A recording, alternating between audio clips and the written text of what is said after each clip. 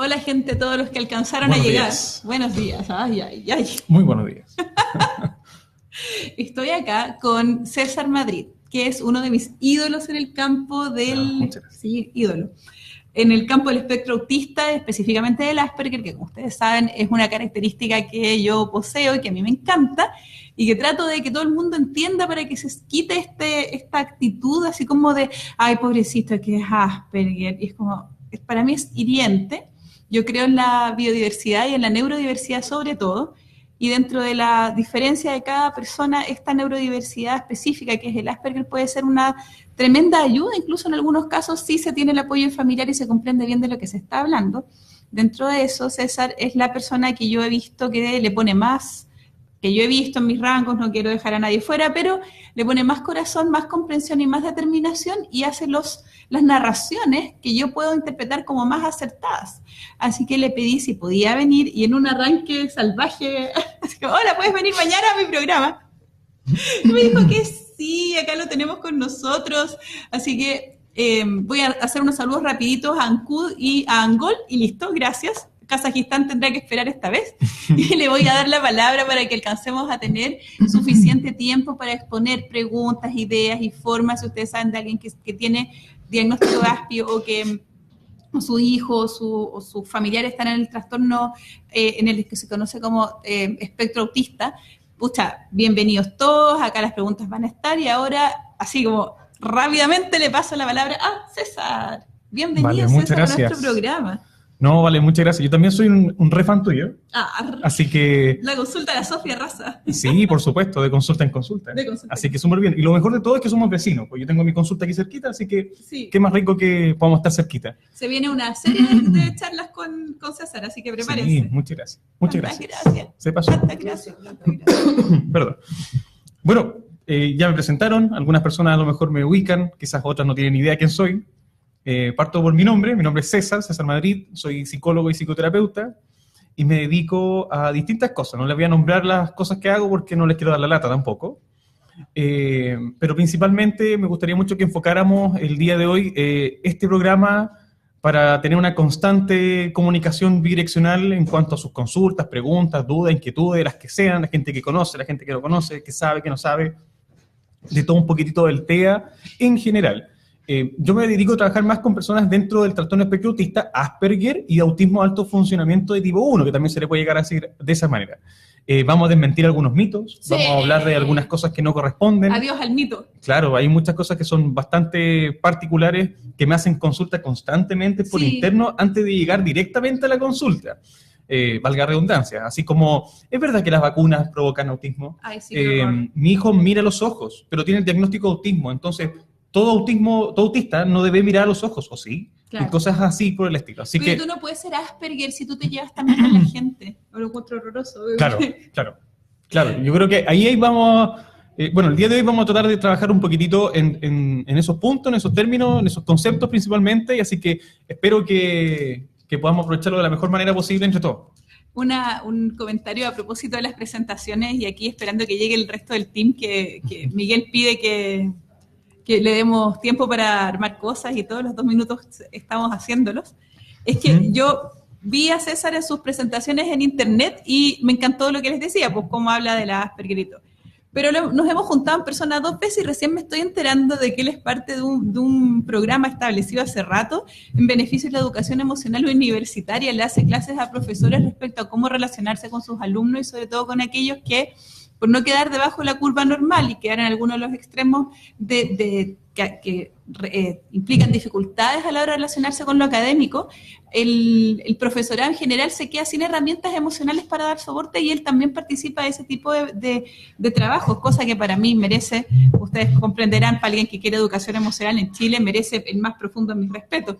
Y así me voy enterando, ¿no? Vamos conociéndonos. Sí, vamos Gracias por contarme eso. Bueno, lo que le hace falta a la gente en general, creo yo que a todos nos hace falta un poquitito, a uno más que a otro, es amor. El amor suena súper sencillo, suena súper simple. Hay gente que asocia la palabra amor solo a temas de pareja. Hay gente que deja de creer en el amor. Sí. Ayer me pasó que tuve una jornada muy linda. Ayudé a unas chicas dentro del mundo del trastorno espectro autista.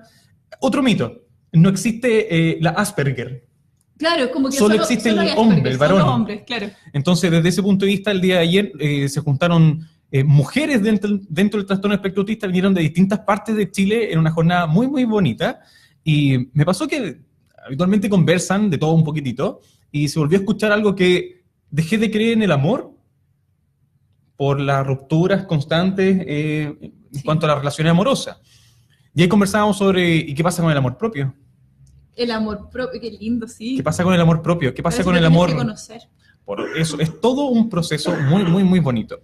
Habitualmente hay muchas personas que consultan y preguntan sobre las dudas y las inquietudes respecto al diagnóstico. Hay gente que se acerca a consultar sobre cosas que son muy, muy sencillas o dentro de las típicas, como los típicos manuales que uno puede llegar a encontrar en lo que es el trastorno espectro autista en general, a ver si se cumple o no se cumple con su hijo, con su hija o con uno mismo, cuando son adolescentes o son adultos. Y yo habitualmente les digo a todo mi paciente, independiente del diagnóstico, qué es lo que necesita usted. Y según lo que usted necesita, vamos a trabajar. Exacto. Yo no puedo colocar ante la persona el diagnóstico. Primero está la persona, después está el diagnóstico. Son generalizaciones para llamar la atención, para poder acercarse justamente a revisar ciertas cosas. Pero una vez encontradas estas generalizaciones, hay que ir a lo único, a ese punto donde a donde aparece el amor por el otro y por uno mismo. Sí. Y así soy yo, así me acepto, así me amo, así interactúo con la vida. Y eso es único. Súper. Voy a partir con algo muy, muy típico que me hacen habitualmente cuando hago charlas, consultas, me invitan. Gracias a Dios me invitan de distintos lugares y puedo conocer distintas partes de Chile gracias al trastorno espectro autista. Entonces, le debo también mucho al diagnóstico y a su gente, y a su familia sobre todo. ¿Cómo llegué al TEA? ¿Cómo llegué a conocer el trastorno espectro autista? Como esto no es una entrevista, sí. Sino una conversación, sí. Es lógico, había que preguntarle eso, pero no se me ocurrió. Bien. ¿Cómo llegué a conocer el trastorno espectro autista? Si nunca lo había escuchado antes. Terminé mi estudio en el Horwitz. Ya. Yo me gané una beca de la universidad y terminé mi estudio en un hospital psiquiátrico. Entonces, ya lo raro no era raro para mí. Ya lo extraño totalmente, ya era materia constante de trabajo y de estudio. Y me pasó que un día una persona, yo atendía a su hijo, y este caballero va y me dice, ¿sabes qué? Me gustaría mucho que tú ayudaras a un sobrino que yo tengo. Pero mi sobrino es bastante raro, bastante extraño. Ya es muy particularmente especial. Te vas a encontrar de todo un poco. Y está teniendo muchos problemas en la escuela, está teniendo muchos problemas en el colegio. Y bueno, y tiene un montón de situaciones, así que me gustaría mucho que, como tú has ayudado a mi hijo, quiero que también ayude a mi sobrino. Bueno, generamos la comunicación con el papá de este niño y me tocó ir a la consulta, a su casa directamente, con una atención a domicilio, porque no podían ir por esta rareza y estas extrañezas propias del niño, no podían llevarlo directamente a la consulta. Entonces yo fui a la casa, me costó encontrar el lugar, me demoré 5 minutos. ¿Ya? ¿Por qué recalco esto? Porque es muy importante en esta iniciación de mi acercamiento al trastorno espectro autista. Y cuando llego a la casa, me hace pasar la abuelita, que estaba como dueña de casa en ese momento en el hogar, y el niño yo lo veo caminando por el pasillo de izquierda a derecha, de izquierda a derecha, de izquierda, muy ansioso. Para mí, yo dije, bueno, debe estar ansioso, debe estar nervioso porque viene una persona nueva, pero en realidad él no estaba ansioso ni nervioso, él estaba molesto, porque me demoré 5 minutos. Él sabía que la hora era las 11, yo llegué a las 11:05, y él estaba muy molesto y muy nervioso, además también, y ansioso, pues, naturalmente, pero porque me demoré 5 minutos. Pero más que por la sesión, era porque a las 12, una hora más, empezaba su serie de animadas favorita. Entonces, él ya estaba pensando y estructurando el tema del tiempo. Si César va a llegar a las 11:05, la hora dura 1 hora, vamos a estar a las 12:05. Claro, que me voy a perder la intro de mi serie favorita. Exactamente. Sí, yo lo comprendo perfectamente. Entre paréntesis, las personas dentro del trastorno espectro autista terminan siendo bastante concretas, son muy lógicas y tienen, no todas obviamente, pero la gran mayoría, y este chiquillo estaba ya calculando los tiempos porque estaba muy preocupado por su tema de interés, que en ese momento era esa serie favorita de animada. Sí, los temas de interés son nuestro eje de la vida, pues quítame mi tema de interés y yo no quiero seguir viviendo. Exactamente. Entonces él va y me dice, doctor, porque de repente los psicólogos nos dicen doctor, lamentablemente la sesión no va a poder durar el tiempo que tiene que durar, así que desde ese punto de vista le voy a pedir que por favor terminemos la sesión igual, sí o sí, a las 12, y la próxima sesión usted llegue 5 minutos antes y recuperamos esos 5 minutos que se va a perder. En ese minuto, Sofía, yo dije, la raja. Discúlpenme la expresión, pero no, dije... Sí, la consulta a la Sofía se puede. Ya, Sofía, dije, esto es maravilloso, esto es exquisito, esto suena muy genial. Y en el transcurso de la sesión, de los días, del pasar, del proceso, estaba hablando de un niño, hoy en día es adolescente, actualmente sigue siendo mi paciente porque estamos atendiendo distintas cosas. Me empecé a dar cuenta que era un niño tan inteligente, sí, tan brillante, y no era tan difícil para mí poder llevarlo para poder llegar a tener ciertos avances y procesos adecuados, y me preguntaba por qué le está haciendo tan difícil al colegio poder trabajar y entender a este chiquillo. Sí. Bueno, ahí me tuve que ir al colegio, la verdad es que fui a pelear varias veces al colegio. ¿Fuiste al colegio? Sí. Qué lindo, un paladín, sí, ahí. Por sí. Qué bonito. De hecho, sí o sí, mi premisa es ir a los colegios de todos mis pacientes que están obviamente en la escuela. En la universidad ya cambia la historia. Pero yo, por lo general, voy a ver mucho los colegios para poder ayudarlos. Si voy a los colegios, ellos me entregan información, yo le entrego información a ellos y podemos trabajar de la mejor manera posible. Siempre hablo de que dentro del trastorno espectro autista en general, sobre todo en la escuela, la triangulación es clave. Por un lado está la familia, por un lado está el colegio, por otro lado están los especialistas. Y si no nos comunicamos, el niño va a estar dando bote en isla, por así decirlo, y nunca va a poder alcanzar los objetivos que uno se va proponiendo o lo que va necesitando según sus situaciones emergentes. Así que es muy, muy importante saber del colegio, conocer el colegio, y además a mí me cargan los informes. Sí. Los tengo que hacer igual, pero me cargan los informes porque siento que es un papel muy frío, un papel muy helado, un papel que no llega, un papel que administrativamente sirve, pero prácticamente no sirve, para ser bien honesto. No sirve. Entonces, la gente no cambia conductas con lo me aseguro yendo al colegio, comunicando, dejando estipulado, firmando, timbrando, y así se generan más los compromisos. Así que por ahí partió la iniciación del trastorno espectro autista, buscando cursos y cosas por el estilo para poder especializarme. Es muy bonito porque lo que cuentas es que partió con un alguien específico, partió con una persona, un ser humano detrás de tu búsqueda que te mostró el camino que a ti te gustó además. Sí. A mí me hicieron bolsa en el colegio, terminé destruida, me eché los primeros 10 años de mi vida después de salir del colegio en reparar todas las heridas que se formaron en la más inocente de las intenciones de los padres de uno por instruirlo. Así que agradezco cuando dices eso, lo agradezco a título personal. Que alguien vaya al colegio y te defienda cuando tú no tienes voz, es tremendo, es tremendo. Y cuando yo era chica no se usaba nomás. Acá Jennifer Ruiz preguntaba respecto a las crisis, lo digo para que andamos después que no se pierda su pregunta. Tienes dudas sobre las crisis que tienen, se bloquea, golpea y pellizca al mundo. Incluso creo que se disocia porque no me reconoce. Necesito poder ir al colegio para que lo puedan contener. ¿Cómo es su sentir en esas crisis? ¿Cómo para poder ayudarlo? Acá nos dicen gracias por la educación, sin duda, nos dice Ela. Sin duda un mundo mejor si podemos ayudarnos. Y está André Quintos también, que dice maravilloso y nos felicita, y a mí particularmente por traer invitados de tan alto nivel. Tú sabes, Leo, siempre haciendo lo mejor por la vida. La Francisca Lowhouse, como docente es súper importante lo que acaban de comentar, tener en cuenta las particularidades de las personas como tales, no por sus diagnósticos por delante. Es complejo cómo te llenan la sala con 45 o 50 personas y para más remate, el contexto adulto, pero es un poco larga la pregunta, pero en el fondo nos aprueba esta comprensión mutua de todos y acercarnos a hacerlo desde la comprensión y no desde el forzar a un otro. De hecho, en el colegio, si no fuera por las interacciones sociales, a un ASPI le debería ir bien en una sala de gente silenciosa, solo con materia por delante.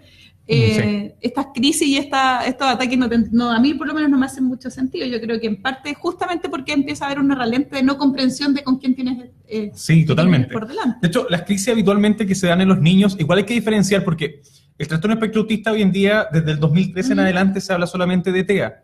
Hasta antes del 2013 habían como subdivisiones. Entonces hablábamos de autismo, hablábamos de Asperger, hablábamos de alto funcionamiento, bajo funcionamiento, más que bajo, hablábamos también de estrictamente definido, hablábamos de ampliamente definido. Sé que son palabras a lo mejor muy técnicas y muy que se escapan un poquitito en general a los conocimientos, pero es importante recalcarlo.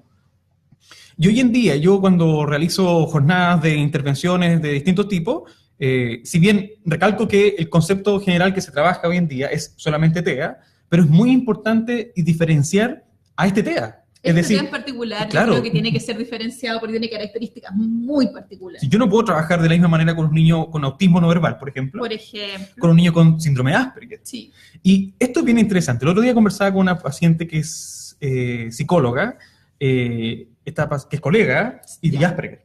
Ay, colega de Asperger, qué Sí. linda. Y me preguntaba sobre la diferencia en cuanto a las tonalidades, por la expresión habitualmente de los trastornos espectro autista, de la gente dentro del síndrome de Asperger y del autismo de alto funcionamiento, es muy distinto, no es igual. Se tiende a asimilar un poco y se tienden a comparar los criterios diagnósticos porque hay una similitud muy importante. Pero es muy relevante tratar de identificar bien dentro de qué área del TEA se encuentra este niño, esta niña, este adolescente o este adulto, porque de esa manera podemos también detectar bien sus necesidades para poder trabajar de la mejor manera sus intervenciones. Por ejemplo, hay personas que hablan súper bien, Sí. o sea, nadie habla mal, pero hay personas que hablan compensatoriamente adecuado al contexto social. Claro. Es decir, pasan piola, como se dice, ¿vale? Claro. Las personas que dentro del TEA, que se les dice que pasan piola, habitualmente se asocian al síndrome de Asperger. Claro. La gente que tiene un tono de voz en particular, más allá de la expresión, sino que la tonalidad de voz en particular, y lo conversaba con esta psicóloga porque a ella le intrigaba un poquito saber la diferenciación en estricto rigor, es que el autismo de alto funcionamiento, o de tipo 1 que también se le dice, tienen una forma bastante particular de expresarse. Hola, ¿qué tal? Les quiero decir que yo estoy en esta cámara ahora con la Sofi y estamos ¿se fijan? Sí. Ya me estoy expresando de una manera bastante, más allá de la particularidad de lo que es estar aquí en cámara y una serie de cosas que igual uno adecua con el lenguaje y todo lo demás. Pero ellos se expresan así constantemente. ¡Qué lindo este micrófono! Debe ser tuyo o quizás es tuyo, ¿no? Más allá de llegar y entrar. La gente dentro del trastorno espectro autista eso es lo que a mí me gusta, no tienen filtros. Pero también como no tienen filtros, tienen muchos conflictos por el tema de los pocos filtros. Aquí es cuando ya empieza a hacer falta acercarse un poquito más a definiciones más clásicas. Nosotros las hemos eludido porque de alguna forma las definiciones, si bien sirven, rigidizan. Vamos a decir algunas cosas que tienen que ver con el síndrome de Asperger, pero tómenselas como con calma. Sí.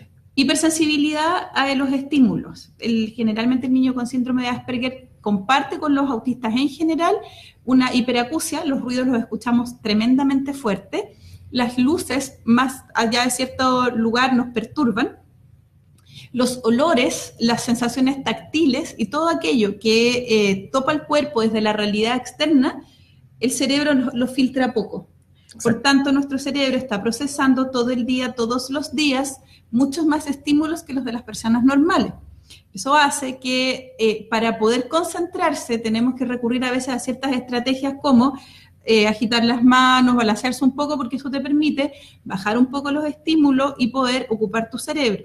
Otra estrategia que se deriva en un síntoma del síndrome es que cuando estás así un poco saturado, tener tu afición, tu pasión, tu gusto, te permite centrarte. Entonces la gente con síndrome de Asperger, además de tener hipersensibilidad, tiene fijaciones, se conocen, son áreas de interés rígidas que a uno le gustan y le gustan. No sé, porque cuando chica me gustan los dinosaurios, me sabía todo lo que había de dinosaurios, si había un dinosaurio juguete era capaz de jugar horas con un dinosaurio juguete, porque de alguna manera restringía la cantidad de información a un terreno manejable. En la información general, la gente conversando, las personas interactuando, era demasiada información, mientras que hablar de dinosaurios, de trenes o de cosas estudiables, era achicar el espectro de la información, y cuando eres niño eso te da un cierto grado de estabilidad, un cierto grado de posición. Sí, eso es, disculpa. No, dale, por favor. Eso es sumamente importante dejarlo entendido así, tal cual como lo dijo la Sofi. Ni más ni menos. No hay que regalarle una quinta pata al gato porque no tiene. Los gatos tienen 4. Ojo con eso, ¿vale? ¿Y por qué?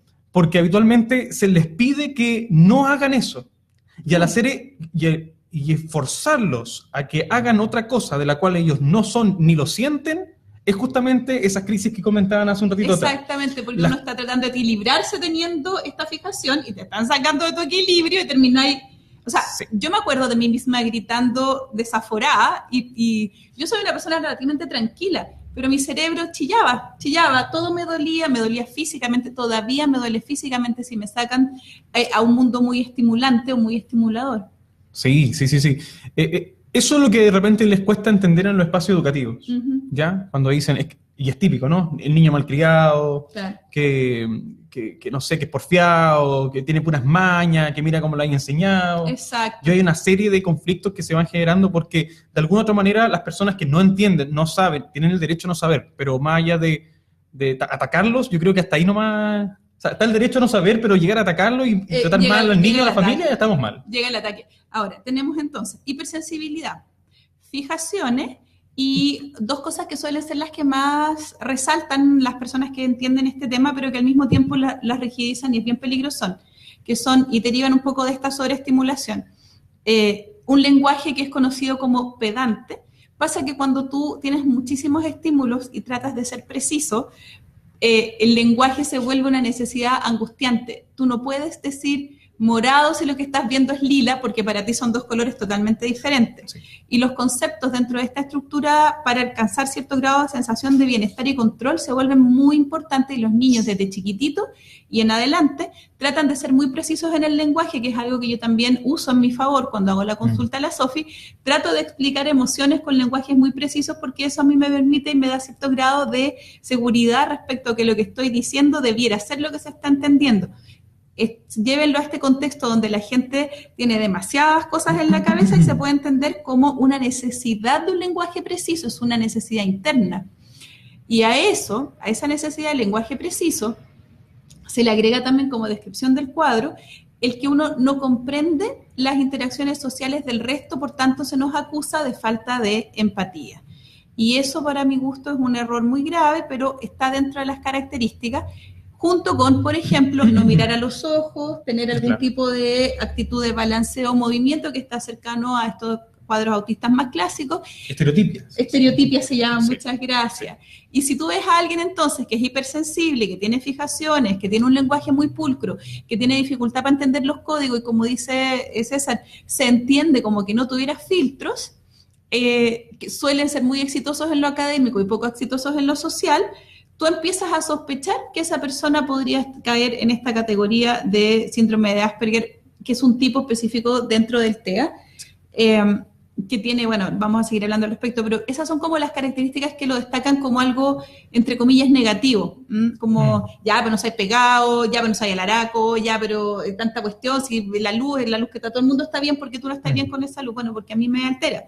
En esa sobrecarga, el Asperger empieza a ser incómodo para el resto y yo ahí, es verdad que tenemos menos filtro, pero tenemos filtro, lo que pasa es que es un filtro que se pone en relación con esta hipersensibilidad y no decimos cosas que a la gente hipersensible les puede molestar, pero a la gente que tiene otras características no nos damos cuenta de que les pueden resultar molestos. Nuestros filtros, nuestros códigos sí existen, lo que pasa es que no son los comunes. Yo me relaciono mega bien sin conocer nada a alguien si es Asperger, porque mis filtros y los de él se corresponden. Yo no voy a decir nada que le ofenda. Sin embargo, todo lo que decía cuando chica, ahora ya no porque ya aprendí, pero todo lo que yo decía cuando chica ofendía a todo el mundo, menos a los Asperger del grupo.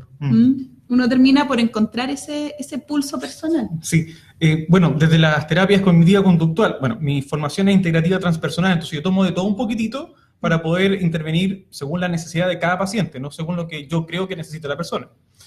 Hay algo que dentro de la terapia cognitiva-conductual que se llaman entrenamientos cognitivos. Y eso es cuando se le enseña tanto a la familia como al niño, desde temprana edad, a que pueda adaptarse a la sociedad. Claro.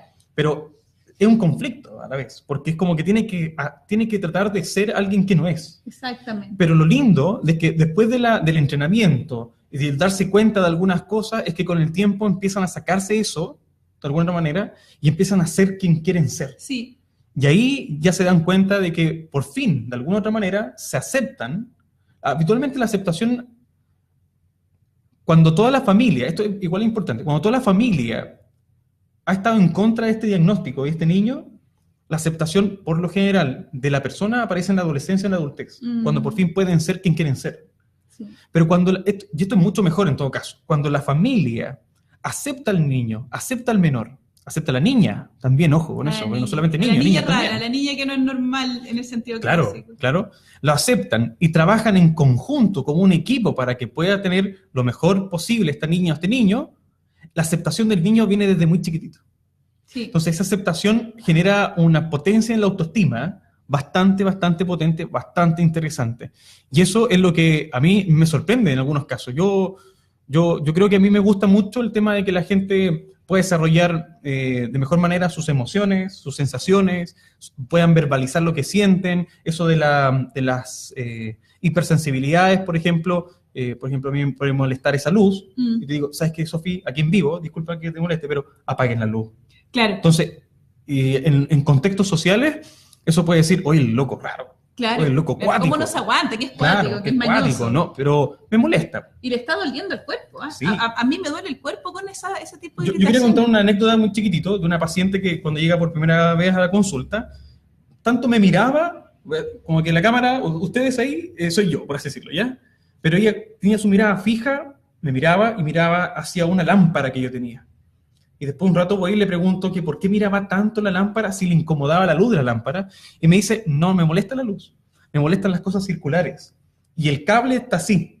Ay, pobrecita. Entonces me perturba pobrecita. contar cuántas veces da vuelta, estoy pensando en si alcanza o no alcanza a otra distancia, y estaba sacando sus cosas ahí lógicas, estaba tratando de entender un poquitito lo del cable, y bueno, terminé por preguntarle si quería que sacara la lámpara. Ajá. O que desenrollara el cable de la lámpara para que no interfiriera en la sesión. Y me dijo que sí, y tuve que pararme, tuve que desarmar. Por haber desarmado su lámpara, sí, esto que habitualmente le explico mucho a los especialistas que van a algunas jornadas, es que uno se tiene que adaptar de alguna otra manera a ellos. Le tenemos que pedir, obviamente, adaptación para poder compensar situaciones sociales y de la vida en general. Pero si uno está con ellos, ojalá uno se pueda adaptar a ellos para que ellos estén en ese ambiente o en ese espacio, en un clima más adecuado para poder trabajar de la mejor manera posible. O sea, desde este lado del carro, uno se está adaptando desde que tiene 0 años. Sí. Estás todo el rato en adaptación, ya aprendiste a quedarte callada, miráis la lámpara y aprendiste a quedarte callada, porque estás acostumbrado a que no te pesquen con tu rareza. Exactamente. Por ahí alguien preguntaba cómo se diferencia alguien que no tiene habilidades sociales nomás de un ASPI. Bueno, sí, pues ser bruto no es lo mismo que ser ASPI. Están las otras características, la hipersensibilidad, un pensamiento concreto, un alto sentido lógico. Se acepta en general que uno tiene una gran facilidad para las matemáticas, cuidado del lenguaje y la rigidez.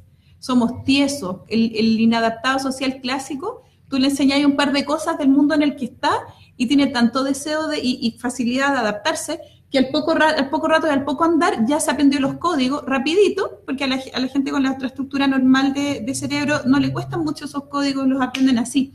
Y uno sigue metiendo la pata en el mismo lugar porque uno en el fondo no quiere cambiar. Es tu manera de ser, es tu filtro con la vida y es lo que tú crees que hay que hacer. Estás esperando en algún lado que sea el resto el que te acepte, porque el dolor que te produce el cambio es un dolor neuronal. Tú quieres seguir siendo como eres. Finalmente, en algún minuto los ASPI lo asumimos y es como, bueno, si el resto no se sabe adaptar, me juntaré con gente que sí sepa, porque el nivel de transformación que hay que hacer, que es lo que decía César, es muy grande. El tratar este crecimiento cognitivo para ser uno más, tú lo percibes todo el rato como estar fingiendo, como estar planteando un personaje para que el resto te quiera. Y al fin, cuando uno se acepta, yo hice este proceso antes de entender el concepto de Asperger, yo decía que era ñoña, nomás que era anda por ahí. Cuando uno se acepta, ¿cachai? Que está bien, porque todo lo que aprendiste de cognición, todo, ya eres tú. Es como aprender a leer. Yo no nací aprendiendo a leer, pero yo leo y me sale fácil. Yo no nací comportándome con muchas de las cosas que me enseñaron a comportarme. Yo tuve que aprender a mentir, no nací aprendiendo a mentir. O sea, no nací mintiendo. Mi naturaleza de ASPI hace que para mí mentir sea horrorosamente difícil, pero lo sé hacer y si es necesario lo hago. Y eso ya es mío. Yo ya soy así. Yo ya puedo hacerlo. Ya no me es ajeno. Sin embargo, conduzco mi vida en una dirección donde no sea necesario porque a mis neuronas les duele. Y sigo siendo yo. Los ASPI con el tiempo empiezan a seleccionar mejor a sus amigos, a volverse a sus fijaciones, aprenden a ser simpáticos en la adolescencia, algunos de ellos se vuelven a poner pesados después cuando grandes. Sí. Y eso habitualmente pasa de que terminan psicosomatizando mucho. Mucho. Oye, mucho. Eso es un súper punto, ¿ah? Sí. Uno se descuida un poco y termina con gastritis, con lumbago, con temblores, con ansiedades, con asma, somos súper buenos para hacer asma. ¿Esto que dices tú de estos dolores neuronales se traducen a situaciones somatizantes? Sí, articulaciones. Sí, por ejemplo, me empieza a picar el cuerpo cuando no llegan a la hora. Sí, entonces, como son muy, muy cuadrados, muy correctos, si dijimos las 11, bueno, son las 11. Si dijimos las 12, bueno, son las 12. ¿Qué pasa que no llegan? ¿Qué pasa que no están? Y empiezan las inquietudes internas, picazón, no sé, la alergia, el sarpullido. El movimiento de la patita o de la manito, que es una estereotipia medio disimulada. Uno empieza a hacer así con el pelito, y en el fondo es la versión del cabro chico que está haciendo así, pero de grande. Y qué bueno que tocaste ese tema, porque en los casos de los niños, cuando uno los ve así, y los papás les molesta que hagan eso, hay caos. Porque ese es, de alguna otra manera, es como una especie de termorregulación que tienen los niños. Este movimiento, esto de estar así, es como que de alguna manera están trabajando, tanto consciente o inconscientemente, va a depender del niño, la niña, adolescente, adulto, que está regulando la ansiedad propia, esa cosa, ese boom de adentro, que los lleva a generar bastante esa incomodidad. Me gustó eso que dijiste, como dolor neuronal. Es un dolor, sí. Esto el niño Aspi clásico, el adulto también, se pone así en la calle, y muchas veces la forma pasar piola es agarrar estos capuchoncitos, buscan, quieren, mi chiquitita no sale sin algo que tenga gorro, meterse en el capuchón, que es una manera de aislarse también de toda esta sensorialidad. Ayer, vamos a ver algo quería ver un poco cómo andan las preguntas. Yo sé que Miguel dijo esto de, claro, cómo distraer, cómo cachar un caso de simple falta de inteligencia social. Aquí viene otra. Me gustaría que me explicaras todo esto en el curso de mi hijo, pero hacia los padres. Bueno, Mística, siempre se puede poner el de la consulta de la Sofi y se los mandáis por el clásico WhatsApp del curso de apoderados, y estamos tratando de organizar charlas desde la consulta de la Sofi en algunos lugares de educación emocional. César de repente puede participar de eso más adelante, así que juega ahí con presionarnos, con mandar los correos para que nos mantengamos alerta, y en una de esas terminamos haciendo una charla en tu colegio. Una vez me dijeron que los que no miran directo a los ojos no son honestos, y yo les dije que no es así. A mí me dijeron que los que no miraban a los ojos no eran honestos, y yo empecé a mirar a los ojos, lo cual es muy mareador y muy angustiante. La mayor parte de la gente tiene una expresión ocular que para una persona hipersensitiva habla de dolor, pena, angustia, horrorosidades que uno no quiere ver. Somos muy perceptivos, entonces esa saturación de sácame tu angustia a mi cara es muy dolorosa. Yo aprendí a mirar el entrecejo y la oreja. Ahora que estoy grande, sí miro los ojos, ya me puedo bancar el dolor de la gente que mira, o las mentiras, entre comillas, que percibe el niño Aspi, que el otro le dice, no, si estoy súper bien, tú le miráis a los ojos y veis que se quiere poner a llorar. Eso te pone ansioso porque tu mundo no es confiable, la gente te miente y no quieres mirarlos. Además, cuando miras para otros lados, piensas más fácil porque hay menos estímulo. Pero yo aprendí mirando el entrecejo y las orejas, y la punta de la nariz se lo paso como dato a los niñitos Aspi que pueden estar mirando esto. A mí me sirvió. ¿Puedo complementar un poquitito? Por favor, algo muy chiquitito? De repente me hacen esta misma pregunta y yo les recontrapregunto muchas veces en la misma sesión un montón de cosas como esta, diciéndole, ¿y cuál es su problema con que no lo mire? Ah, claro. ¿Cuál es su problema? ¿Cuál es su problema? ¡Qué lindo! ¡Qué lindo! ¿Por qué necesita tanto que lo miren? Sí, buena, gracias. Sí, porque de repente pasa de que esto es algo muy típico que les pasa a mucha gente dentro del trastorno espectro autista, que lo conversan habitualmente cuando son adolescentes y se potencia mucho más en la adultez, que es que le exijan que hagan cosas. A esto voy. ¿Por qué tengo que mirarte los ojos? Claro. Porque si te miro estoy bien, o sea, si no te miro estoy mal. ¿Por qué estoy mal? Claro. Yo le digo a los papás, a la mamá, a algunos colegios, ¿debe mirarlo siempre? Sí, por supuesto, eso es educación. Entonces, hay una serie de conceptos muy mal entendidos. Desde mi punto son violentos, pero ¿sabes qué? Ni siquiera me lo había preguntado. Yo ya asumí nomás. Yo ya lo tengo tan asumido que ni siquiera voy a conflictivar al que me está pidiendo eso. Es lo que tengo que hacer, por tanto encuentro el truco para no joder al pobrecito que me está exigiendo esto. Pero realmente, si lo pienso, sí, pues ¿por qué tengo que siempre, esa es la sensación que uno tiene, siempre ceder yo? Sí, yo me acuerdo de esto, que no lo aprendí con el TEA, lo aprendí muchos años antes en el tema de la especialización en psicoterapia, cuando un profesor va y me dice, ustedes van a tener un profesor excelente en todo el proceso del magíster. Soy yo. Entonces uno va y dice, bueno, yo lo encontré espectacular lo que dijo, pero no faltó el que levantó la mano y dijo, profe, no es por nada, pero es muy narciso su comentario, bastante egocéntrico, le diría yo. Y va él y me dice después, nos dice a todos en realidad, si yo no me creo el cuento, ¿quién se lo va a creer por mí? Claro. Lo más probable es que hayan muchos otros especialistas mejores que yo. Pero si a ti te molestó el comentario que yo acabo de hacer, déjeme decirle que tiene que desde ya trabajar lo que le pasó a usted con el comentario que acabo de decir yo. Porque esto le va a pasar siempre. Adorable, adorable. Quiero que hagamos una consulta a la Sofi solo de eso, por favor. Me encuentro de ahí en adelante yo voy, soy un libro constante de guardar información y eso lo puse en práctica en muchas cosas. ¿Cuál es el problema que tienes tú? Con mi forma de ser. Con mi forma de ser. Sí, porque si tú tienes un problema, entonces el problema es tuyo, no soy yo. Yo estoy bien así como estoy. Ahora, si te pasé a llevar o te molesta alguna cosa en particular, te pido 1000 disculpas. Sería fantástico que la gente acostumbrara obviamente a pedir perdón también, o sea, disculpas, si es que no es la necesario. Idea, pero ¿vale? la observación es de ambos. Sí, totalmente. Yo personalmente tiendo a revisar cómo adaptarme al otro, costumbre que tengo desde niñita, porque no tengo ninguna esperanza, esperanza de que el otro se adapte a mí. Sí. Y no me molesta a estas alturas, pero para los niñitos que están ahí, que están creciendo, yo ya hice todo mi ejercicio de adaptabilidad. Pero sí, vos, ¿y tú? ¿Por qué necesitas tanto? A mí me preguntan por qué, de dónde saca tanta paciencia.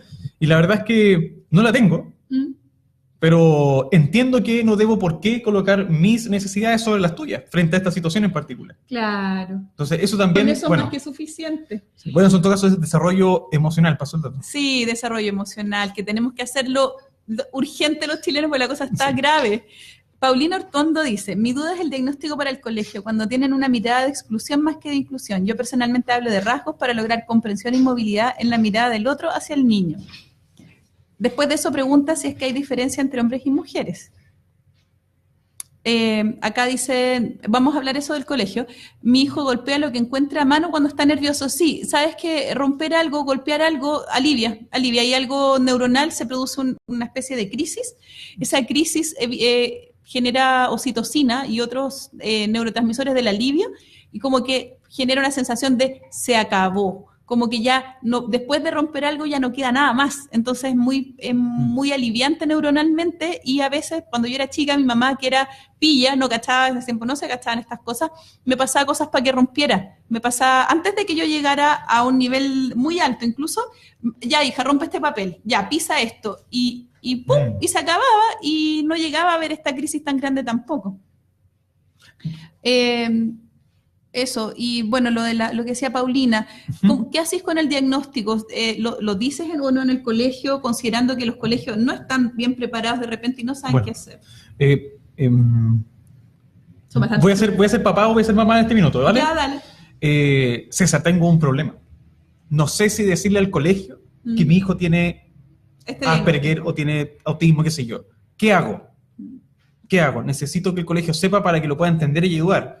Pero cuando lo digo matricular a otro espacio, a otros lugares, lo digo y me dicen, ay, perdón, pero ¿sabe que no tenemos especialistas, no tenemos PIE, no tenemos a nadie, no existe nada ni nadie en este colegio que pueda entender a su hijo, así que lamentablemente no lo podemos aceptar en este colegio? ¿Qué hago? Yo habitualmente, de muy mala manera, ya que iba a contar como un secreto, que de aquí espero que no salga. Ah, claro, aparte de internet, en ningún lado. Es que si ya llegaron escuchando todos estos 40 minutos, como que son parte de nuestro team, no van a contar. Súper bien. Yo les digo a las familias que si de alguna otra manera puede generar un conflicto y usted siente y percibe que va a generar alguna problemática en la matrícula, no lo diga. Sí, usted no lo diga. Mal todos los Asperger de la vida hemos ido al colegio antes de que hubieran PIE ninguna de estas tonteras. Exactamente. Ahora, si llegase a aparecer las situaciones o problemas o algo por el estilo, cuando empiecen las clases, es importante que si el profesor o alguien va y le llama la atención o le dice algo y le piden información, usted diga, nadie me la pidió. Nadie me la pidió. Entonces, pero usted tenía que entregar a nosotros. No necesariamente. Pero ya que ahora lo necesitan, ahora le entrego la información. Ya está matriculado. Claro. Entonces, aquí hay algo bien interesante. Cuando converso... muy canalla, César. Sí, es que trabajé mucho tiempo en el colegio. Oye, yo soy de una ética canalla, lo considero apropiado. Fui encargado de convivencia escolar muchos años en distintos colegios. Trabajé en distintos espacios educativos y la verdad es que quizás yo no fui lo suficientemente útil en las escuelas, que por eso me terminé yendo de los colegios, porque me sentía más útil siendo el psicólogo particular que el psicólogo del colegio. Entonces, haciendo lo mismo, sentí que por acá, siendo psicólogo como particular, puedes decirlo, llegaba mucho más al colegio y a los resultados que estando dentro. Porque dentro hay mucho filtro, mucho sistema, mucha burocracia. Y mucha jerarquía. El psicólogo no queda arriba en la jerarquía del colegio. No, soy una ayudita nomás. Y por acá soy la ayuda, siendo lo mismo y haciendo lo mismo. Entonces, me di cuenta a tiempo y obviamente me fui de los espacios educativos. Y les recomiendo mucho eso a la escuela y a los colegios de repente también, de que si bien es importante la triangulación y la información constante entre la familia, entre todo el mundo, para poder saber bien qué es lo que le pasa al niño, a la niña y poder avanzar en ese sentido, es clave y es muy, muy, muy importante que los papeles, la parte administrativa, cuánto tiene, qué no tiene, no es relevante hasta que no hay una persona que realmente sienta querer ayudar y colaborar. Sí. Y hasta ahí, o por ejemplo, cuando nace eso, porque me ha tocado algunos espacios educativos que no tienen ni idea de TEA. Nada. No tienen ni idea de la escuela, no tienen ni idea de conceptos así, pero son tan buenos como de corazón, de voluntad, de vocación profesional, que el niño nunca necesitó especialistas porque la escuela, el profesor, la educadora de párvulo, qué sé yo, el docente, la docente, pudo llegar al niño, pudo llegar a la familia o tuvo un desarrollo propio también. Y eso va en la persona, no va en el profesional. Va en la persona del cómo querer ayudar a este chico o a esta chica en particular. Sí, así que, pucha que influye la voluntad y la vocación también profesional en muchos aspectos. En el colegio de mi niña, voy a hacer la propaganda, John Dewey College, la han tratado muy bien, es un colegio que tiene mucho amor por sus cabros chicos. A mí me tocó, por el contrario, acompañar a otra niña, y no voy a dar el nombre ahí del colegio para no hacer mala propaganda, en un colegio bueno, pequeño y bueno del barrio alto y todo así como muy, muy pro. Hice clases de qué es el autismo, les mandamos informes reiterativos de qué cosas no hacer cuando esta chiquitita se descompensaba, hablamos de los ruidos, de la hipersensibilidad, y no, ¿qué hicieron? Pescar. Era impresionante cómo algunos profesores hacían resistencia frente a las conversaciones, entendiendo durante un rato, y después sus esquemas neuronales les ganaban de nuevo, así como ya, entonces sí, la hipersensibilidad... Pero igual es una pataleta gigante, pero tú la reventaste, no te das cuenta que lo que le dijiste la estaba haciendo reventar, pero es que ella no debería, a ver, hicimos 3 clases de que esto le iba a pasar si tú hacías esto. Ay, sí, de veras, ay, sí, es que no me di cuenta, no lo pensé. Pero durante un buen rato defendían la conducta que desde el lugar de la niña se veía como una conducta agresiva, y por supuesto desde la cultura de este profesor y profesoras no se veían como conductas agresivas.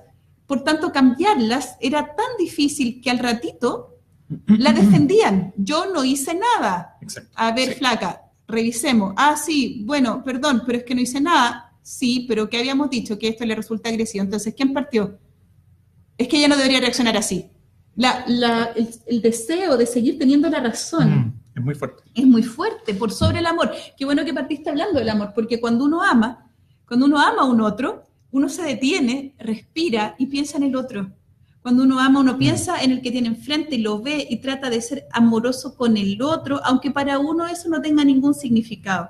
Si tú estás parado en tener la razón y en querer hacer las cosas a tu pinta, obviamente con alguien que es rígido y estricto y hipersensible vamos a tener roces. Sí. Habitualmente las crisis, el otro día trabajábamos con una fundación sobre esta idea, las crisis se pueden prevenir. Sí, ¿ya? se puede. Es inevitable en algunos casos, pero se pueden prevenir. ¿Y cómo se previenen? Evitando que, si yo conozco al alumno, yo conozco al niño, yo sé lo que le puede provocar crisis, evito que ocurran esas cosas. Les voy a contar un ejemplo. El otro día un chiquitito me contaba que estaba suspendido en la escuela porque injustamente le bajaron un punto y él reventó por eso, tiró la mesa al suelo, así como Hulk. Él dice que hablaba que era como Hulk. Injustamente le quitaron un punto y por eso él reaccionó con esa crisis según el colegio y fue suspendido. Y cuando empezamos a conversar fue que él estaba en un grupo y el profesor le decía al grupo: dejen de hablar, están metiendo mucho ruido, están hablando muy fuerte y les voy a bajar un punto al trabajo que están haciendo. El grupo seguía metiendo ruido y el niño les dijo: ya, pues chiquillos, bajen el volumen, nos van a quitar un punto, déjense. Él neutralizando a los compañeros para evitar el conflicto. Claro. Estoy hablando de un chiquillo que estaba en sexto básico, aproximadamente. Sí, sexto básico. De nuevo el profesor, lo mismo, le dijo: a la tercera les quito el punto. Pasó la tercera, les quitó el punto, les dije que no iban a quitar el punto. ¡pah! Tiró la mesa para allá, dejó la escoba, el profesor conteniendo, empujando, que no se acerque, no me gusta que me toquen. Fue todo una situación crítica. Horroroso, horroroso. Y yo entiendo por completo eso que dice, fue injusto. Porque Injusto. claro que fue injusto. Lo suspendieron, le quitaron un punto y más encima él quedó como el destructivo Hulk de la escuela. Porque pasó a ser tema de escuela. Entonces, y terminan siendo temas de escuela, pasan a ser niños completamente estigmatizados. Claro. Y de ahí Es conflictivo. Y entre los docentes de alguna otra manera empiezan a ver el tema de que, oye, cuidado con este chico, nos pasan las típicas reuniones que hacen a fin de año para hablar de los casos, cuando pasan, se promueven de un año a otro, hay que tener cuidado, tú vas a ser profesor jefe con este chico, y ahí empiezan esas como ideas, esos prejuicios innecesarios por evitar la comprensión y el entendimiento. En mi historia personal, por lo menos, una de las cosas que más gatillaba crisis de frustración era cuando algo era incorrecto o injusto. Y he visto muchas de esas reacciones en personas Asperger, queridas mías, que necesitan, yo lo he soltado un poco, pero necesitan la precisión de la justicia a un nivel extremo, así llegar a ver qué era realmente lo correcto. Si te pasas de una línea, si saltas una regla, llega a producir una sensación de perturbación muy, muy grande que, bueno, se puede ir madurando. Yo, como les digo, yo me he flexibilizado, se puede hacer. Pero si ustedes tienen un niño pequeño, explíquenle que la justicia no existe, que es algo que se hace de a poco, que es un invento humano, porque tenemos tendencia a creer que es algo concreto que existe y que se debe ejecutar a pie de juntilla. Probablemente en la antigüedad éramos los jueces y muchas de las personas que ejercían esto deben haber sido muy buenos ingenieros naturales, haber sido muy precisos en lo que hacían con sus manos y eso permitió la sobrevivencia de la especie también. Una cosa cortita aquí, dicen, los llamados nerds de las películas no se corresponden a los Aspis, dice Ignacio. La verdad que no, porque si bien hay muchos Aspis que son nerds, la mayor parte, digamos, los Aspis que yo conozco son nerds, no todos los nerds son Aspis. Hay muchas personas con un cerebro normal que gozan mucho de la computación y de la nerdicidad de la vida, sin pasar a hacer por eso mismo una neurología distinta. Paulina hacía una consulta sobre la diferencia entre hombres y mujeres. Ah, sí, por favor, dale. Yo creo que hay diferencia por una cuestión evidente. ¿Y cuál es la cuestión evidente? De que la Sofi es distinta a mí en todo sentido como yo soy distinto a ella. Si yo estuviese con Juanito, Juanito es distinto a mí como yo soy distinto a Juanito. Y así, entre todos, somos muy distintos. Yo creo que esa pregunta viene de la idea típica, por así decirlo, y espero no incomodar a la persona que nos estaba preguntando, sobre estos mitos de ¿hay hombres? ¿Hay mujeres también? No, es que no creo. Usted no puede ser Asperger porque el Asperger es solo varón, solo de hombre. Yo creo que de alguna otra manera, obviamente hay muchísima diferencia, pero en cuanto al criterio diagnóstico, no hay ninguna. Ahora, se pueden pesquisar ciertas cosas, hay que averiguar muchas cosas, anamnesis, historial clínico, qué sé yo, pero en estricto rigor, creo que somos todos distintos. Pero para poder llegar a alcanzar el diagnóstico, dependiendo de la etapa y el desarrollo en el cual se encuentre, hay que escarbar un poquitito para atrás. Habitualmente la gente adolescente o adulto, más los adultos, llegan a su como autodiagnóstico, después lo confirman con especialistas, por sus hijos, por su hija, por un sobrino, por un alumno o por un paciente. Por un paciente también. Entonces, ahí hay algo bien bonito. Siempre me sentí extraña, siempre me sentí extraño, siempre fui rara, siempre fui raro.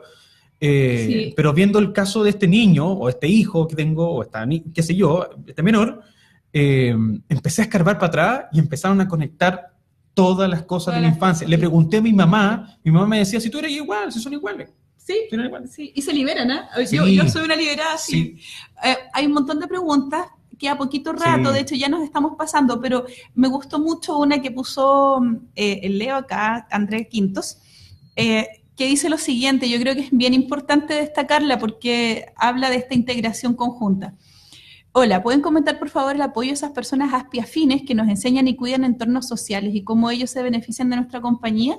Y yo sí he notado que muchas personas se sienten incluso atraídas por nuestras características, gente que no tiene esta neuronalidad y que nos cacha que en algunas áreas quedamos muy atorados, siendo que somos muy eficientes y muy excelentes en algunas. Sí. Y se acercan y nos cuidan. A mí, yo tengo amigas maravillosas que saben que yo me tupo, que me enredo, que con las cosas como muy prácticas de la vida cotidiana me resbalo. haciendo que en otras cosas que tienen que ver con academicismos o con cosas, por ejemplo, de explicaciones o lenguaje lo hago muy bien y por lo tanto podría ser categorizada de inteligente. Sí, sí. Para, no sé, hacer la comida, si no tengo la pauta, todos los ingredientes, me maneo.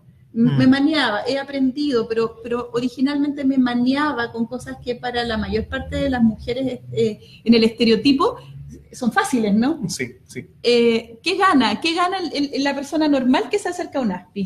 Bueno, excelente pregunta, porque me acordé de unos posts y unas cosas que publiqué hace un tiempo atrás, y creo que, espero recordarlo tal cual, pero si no, voy a interpretar un poquitito.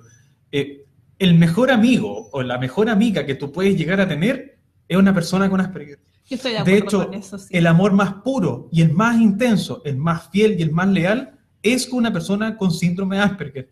Y eso es así. Se vive mucha intensidad. El amor de un Aspi es... Total. Es todo. Total.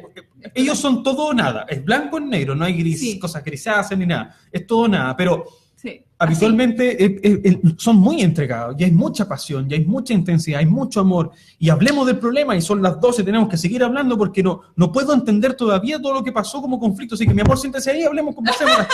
Y ahí empezamos las cosas. Empezaron las conversaciones y un montón de temas. Yo creo que lo que ganan las personas que entienden y que pueden aceptar a un otro, independiente del diagnóstico, que pueden aceptar a la gente, y de alguna otra manera entiendo que también tienes un diagnóstico, te amo y te quiero por eso, siendo mi amigo, siendo mi amiga, me amo y me quiero, siendo yo mismo, por ejemplo. Veo tus dificultades como un aporte, no como un problema. Claro. Yo siempre he dicho, las personas dentro del trastorno espectro autista tienen habilidades más que debilidades. Sí. Porque todos tenemos habilidades, todos tenemos debilidades, pero si me enfoco en los problemas típicos, queremos que haga una charla sobre los problemas que tienen. Ya, pero hablemos de los problemas, pero también hablemos más de las habilidades, por favor. Sí, por las gracias, y somos súper bacanes. Sí. Sí. Pucha, podría estar un montón de rato más, pero no sé cuánto... Yo creo que si César está de acuerdo y puede, vamos a tener que hacer un segundo programa de esto, porque salió tremendo, una charla, sí, pero luego, así como, porque si nos demoramos mucho se pierde el agua, así que quizá el otro lunes o a más tardar el subsiguiente, si él acá lo estoy atrapando en pantalla, si él se pone con otra avenida, podríamos seguir hablando del tema. Yo lo creo muy importante. Creo que permite hablar desde este esquema también de amor, tolerancia, cariño, respeto, que son cosas muy, muy de la onda del programa que estamos haciendo, ¿no? Educación emocional. Así que, nada, vamos a ir cerrando. Te agradezco infinitamente que hayas venido. Muchas gracias a ti y a toda la gente que estuvo ahí. Sí, gracias a todos. Saben que hoy día hubo 55 personas todo el rato en línea. Eso es inhabitual. En general llegamos a las 40. Por esas 15 extras les doy las gracias.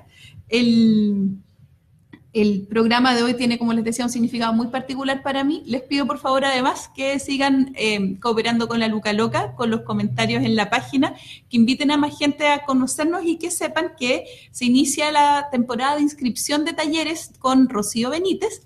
Ella está dirigiendo la parte fáctica del programa, así en terreno. El sistema es muy fácil, ustedes se comunican con ella a través del grupo de la consulta La Sofi, etiquetándola, yo quiero un taller con Rocío Benítez, y ella se pone en contacto con ustedes y se pueden hacer talleres para familias, para centros de madres, para centros de estudios, para colegios.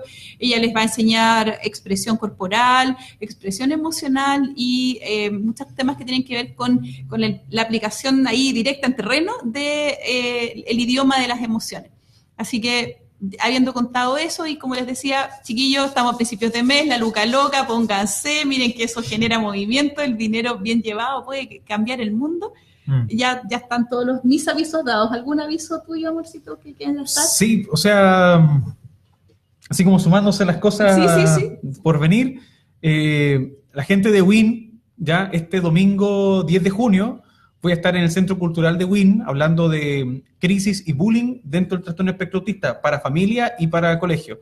Tienen que comunicarse con un grupo que se llama Risetea, ya se llama Risetea, el grupo por Facebook. Mira, de WIN.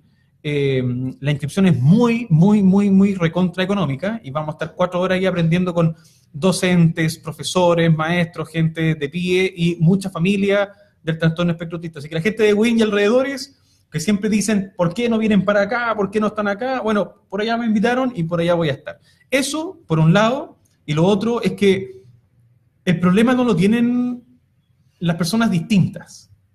De alguna otra manera el problema lo tengo yo, que me cuesta todavía entender esto distinto. Claro. Y ahí está, de alguna otra manera, la dificultad. No tengo por qué ser igual a ti. Me gustaría cerrar con un mantra, bien sencillo, con una oración en realidad. No. Esta es dicha por Fritz Perls, el creador de la terapia gestáltica, él bien humilde, a su propio su estilo. Él dijo que la gestalt ya existía mucho antes que él naciera, él solo unió las partes, y una oración bien bonita, que se llama Oración para el Amor Propio, y dice así: tú eres tú y yo soy yo. ¿Vale? Sí. Yo no estoy en este mundo para llenar tus expectativas y tú no estás en este mundo para llenar las mías. Yo soy yo y tú eres tú. Y si por esas cosas de la vida nos encontramos, es hermoso. Si no, no hay remedio. Tú eres tú y yo soy yo. Qué lindo, Bueno. viva Pearls.